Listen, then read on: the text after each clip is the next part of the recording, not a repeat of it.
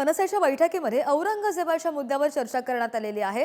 आता छावा सिनेमा आल्यानंतर सर्वांना औरंगजेब आठवला। छावा कादंबरी 60 वर्षांपूर्वी लिहिली असं सुद्धा राज ठाकरे यांनी म्हटलंय। तर गंगा स्नानावर केलेलं वक्तव्य विचारपूर्वक असं सुद्धा राज ठाकरे म्हणाले।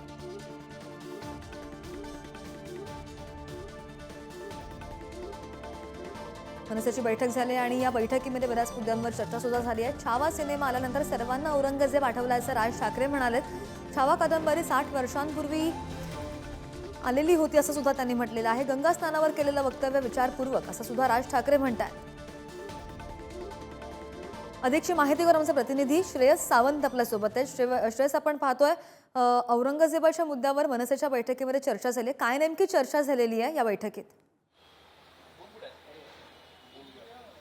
खरं तर आपण बघतो तर 3 महत्त्वाचे मुद्दे होते चर्चा झाली। एक तर त्या पक्षातले अंतर्गत रिफॉर्म जे आहेत ते 23 तारखेला आता आपल्याला कळणार आहेत, पण त्यासोबतच औरंगजेब म्हणजे छावा सिनेमा आल्यानंतर आता औरंगजेब या लोकांना का आठवतोय हा सगळ्यात मोठा प्रश्न इथं मनसे अध्यक्षांनी उपस्थित केला आहे। त्यासोबतच कुठे ना कुठे 60 वर्षांपूर्वीची ही गोष्ट आहे जी शिवाजी सावंतांनी लिहिली, त्याच्यानंतर सिनेमा छावा येतो आणि छावा सिनेमा आल्यानंतर ही गोष्ट समोर येते। आपण बघू शकतो तर आज विधान परिषद की विधान भवनात सुद्धा देवेंद्र फडणवीस यांनी पण मुख्यमंत्र्यांनी हे सेम उल्लेख केला की छावा सिनेमा आल्यानंतर कुठे ना कुठे राग आणि रोष आपल्याला लोकांचा पाहायला मिळतोय।